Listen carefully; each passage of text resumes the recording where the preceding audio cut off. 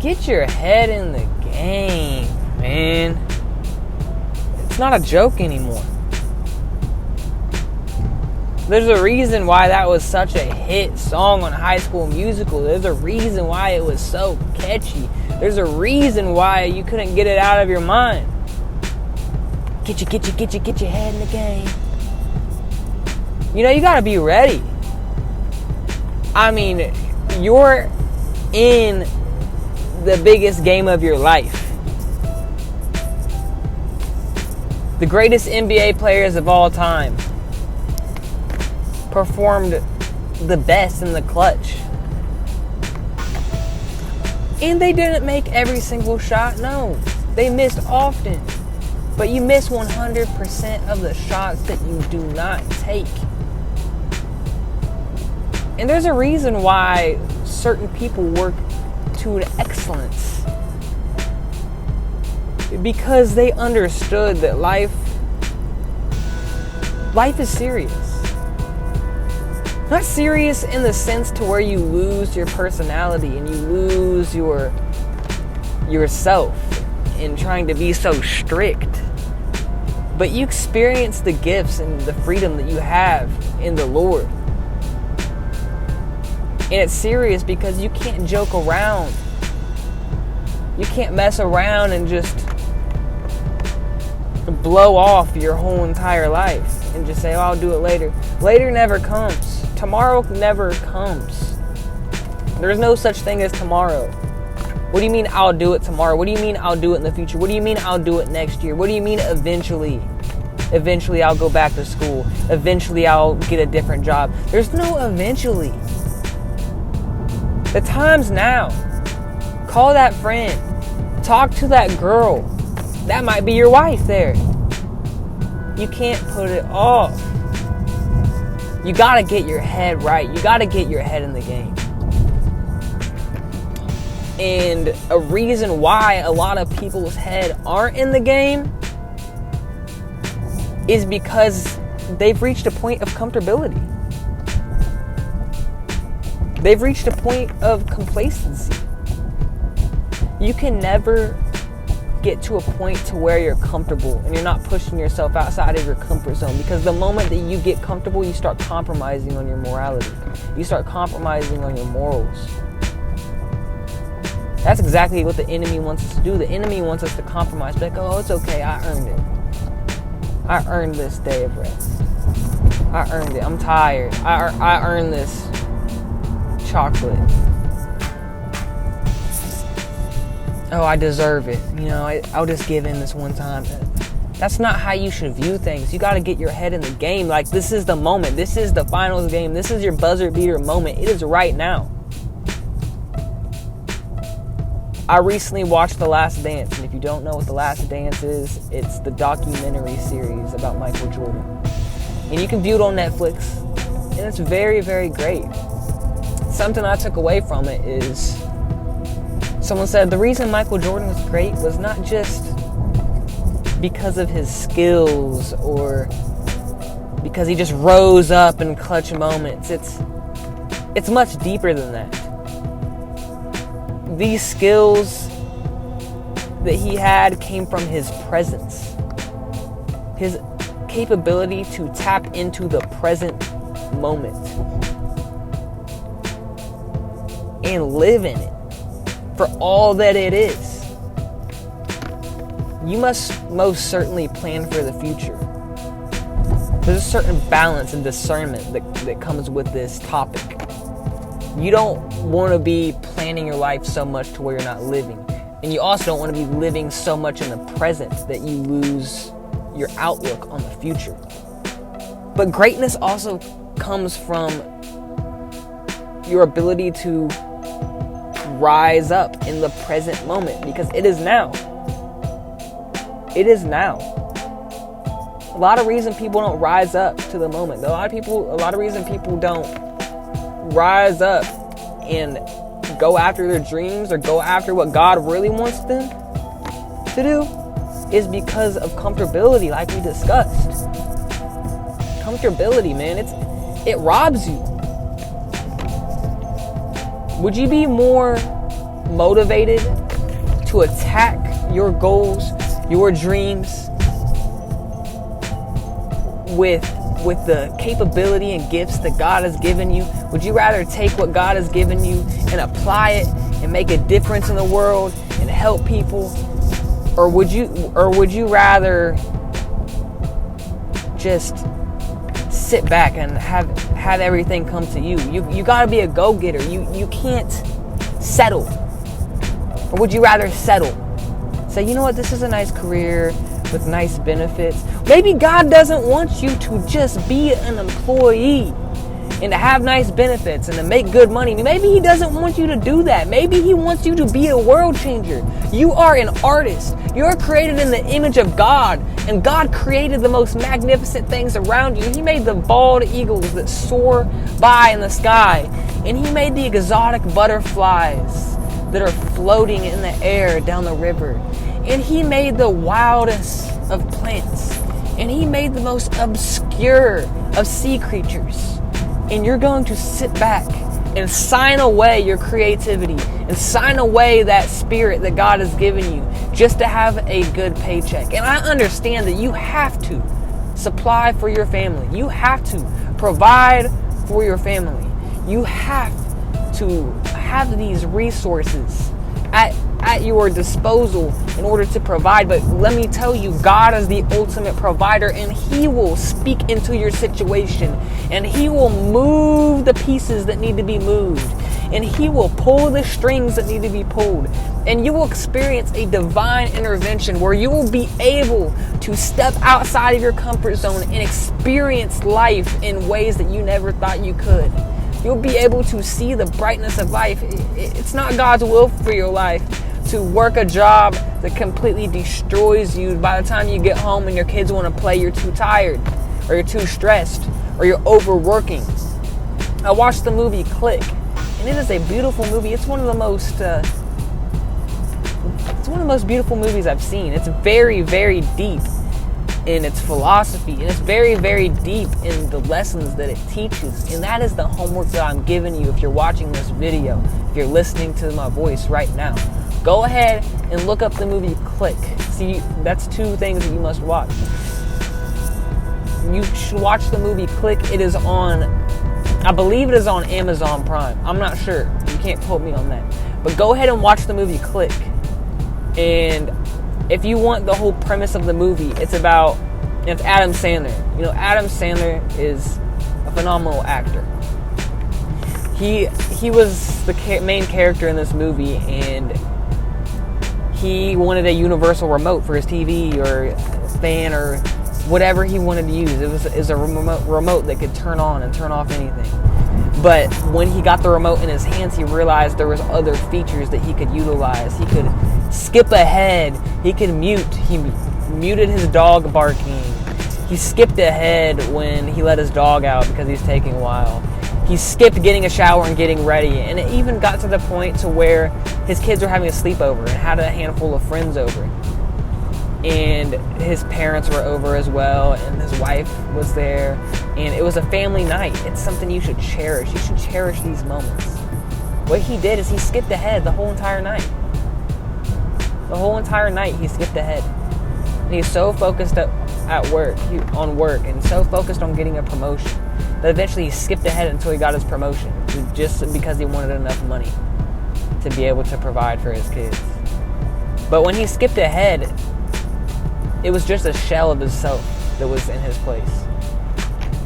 And the remote gained some capabilities and learned his habits and skipped ahead, and his whole life ended up getting skipped, where he barely was able to live any moments of his life. And he learned his father had died. And it was a terrible, terrible thing to see. He lost his wife in a divorce. And it goes to show that you gotta soak in every single moment. You can't let life slip away. You can't prioritize work over your family. These moments might seem mundane. They might even seem boring at times. You might get the urge to go on your phone You might get the urge to not really be there, to check out. But there's nothing more rich. There's nothing worth more than a time with your grandparents and parents all together. With your sister, with your brother, with your friends. Quality time with them. That's greater than any other monetary value that you could have. There are people that would pay anything and everything they possibly could just to see someone one last time. Why don't we see that now? Why don't we see how special each moment is? Why don't we see how special each person is in our life? Why don't we cherish them more? Why is it so easy to just let it go and to treat every moment for granted? You only get so much time with the people you love. God doesn't want you to be broken. God doesn't want you to have a spirit of poverty ruling over your life, taking away all the time that is meant for you and your family. You got to look at the other examples of the world and history. There's other examples of people that came before us that God had a different plan for them. And that's you. You're one of the few. Oh, the odds are so low to have a career in that. The odds are so low to be a YouTuber and to have a lot of views. The odds are so... It doesn't matter what the odds are. If it's a calling for your life and you feel a pull towards it and that is something that God has gifted you, then that's what you should do, and you should give it your all. You're not going to be perfect, and that's okay. That's part of the process. But don't allow yourself to crumble under the pressure and to settle for less. Did I necessarily feel like doing this video at first? No, not at all. But now that I'm recording it, I'm honored. I'm honored to be able to share these words with you. I'm honored to be able to teach. I'm honored to be able to connect you guys to these ideas that God has given me, to this wisdom that God has given me, to this insight that God has shown me. And I just want it to help at least one person. It's like, hey, like, I gotta get my head in the game. Do it tired. If you really want to be great at something, if you really want to push yourself towards your goal, you have to put a lot of time into it. You got to do it when you're tired. You got to do it when you don't feel like it. You can't allow your feelings to get the best of you. You can't allow your emotions to get the best of you. If I just listened and said, well, I'm tired. I have this video idea in my mind and I'll just do it later.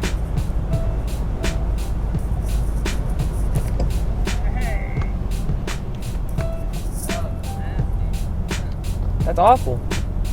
Because then, guess what? Chalk up one for the enemy. I mean, the enemy never wins.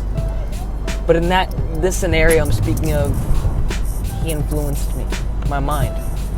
And I gave in to the temptation of not doing something. Temptation isn't always doing sin. Well, sin is anything against God. It's not always doing something, but it may be not doing something that you need to do. We always focus on the big ones of sin, the fornication, the drugs, the websites. But what if sin is also not doing something that God has ordered you to do? Jesus says, if you love me, you shall keep my commandments. That's the way that we show love to Jesus. We do as he asks. And he is pleased in that. And when he is pleased with you, you feel it. And it's a beautiful, beautiful feeling. So if you do things when you are tired, you will be that much better when you aren't. You will be that much more motivated when you are feeling your best. If you can give it your all when you're at your worst, when you feel at your worst, you still give it your all. You still go and pick up that guitar. You still go and work on that book and start typing out sentence, even if every single letter that you type out is painful and you think it's the worst you've ever written. You keep grinding out and you keep drawing those pictures and you keep painting those paintings, and you might think, man, this is just terrible. This is the worst work I have ever done. But let me tell you a little secret. It does not matter what you think. Oh, but I'm so scared. I'm so nervous. I don't know. God wants me to go pray for someone or go speak a word to someone or call someone, but I don't know. I'm just so scared. I just don't feel right. I feel nervous. But guess what? Good thing. Good thing it is not about you. You know what I mean? I'm just so nervous. Well, good thing it's not about you. It's about them. It's about the receiver. It's about others. It is always better. Jesus said this himself. It is better to serve than to receive. It is better to give than to receive. Jesus didn't come to earth to receive our worship and to receive our praise. Yes, the Lord inhabits the praises and the worship of his people.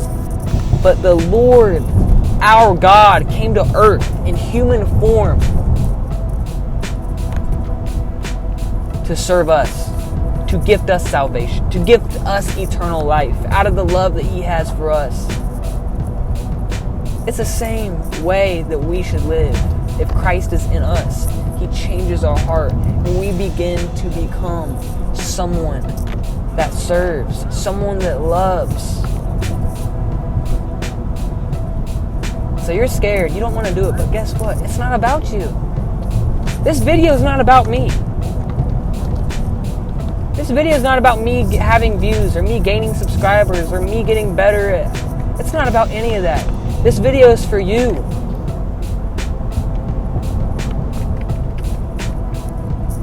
What you're working on, it is for others.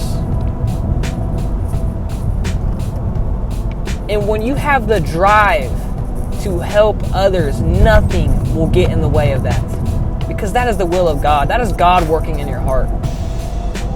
Sure, if you're doing it out of vain, you'll fall by the wayside. It won't work out. But if it is for the love of others and to serve others, to reach others, to preach the gospel to them so they can accept Christ, to help make their life easier, then it will feel right and you will feel so encouraged and motivated to do those things. And it takes work. It takes prayer. God answers prayer, and the more that you pray over something, the more you pray about something, Lord, I want to serve. Lord, give me a heart to serve. Lord, search my heart. The more that you pray these things, breakthrough will happen. Breakthrough can be instantaneous. It sure can.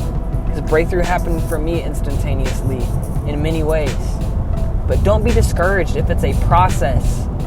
You have to unlearn some of the bad habits that you grew up with. Certain things aren't okay. It doesn't matter how you were raised. It's not about being embarrassed for someone else to see you a certain way. It's not about that at all. Man, my kids just can't see me this way. Man, my parents, I don't want them to see me that way. What about the way that God sees you? What about the way that you look yourself in the mirror? You have to have a consciousness of who you are. And that consciousness comes from God. God holds a big old mirror up in front of your face and says, look. Look. Tell me what you see. And that's why pride is the most destructive of sins. It prevents you from seeing your true sinful nature. It prevents you from getting on your knees and humbling yourself and saying, Lord, Lord, I'm sick and I need healed. A doctor doesn't treat the healthy. doctor treats the sick. The Pharisees asked, why do you eat with sinners? That was Jesus' response. He came for the sick. He came to flip the idea of the kingdom of heaven, of what was understood about it. Flip it upside down. The greatest is the least. The greatest is the servant, not the master that has grapes fed to him, but the one that feeds others when they need it. I love you guys so much, and this video has been amazing, and I hope it's been as much of a blessing to you as it has been to me. And don't forget, get your head in the game.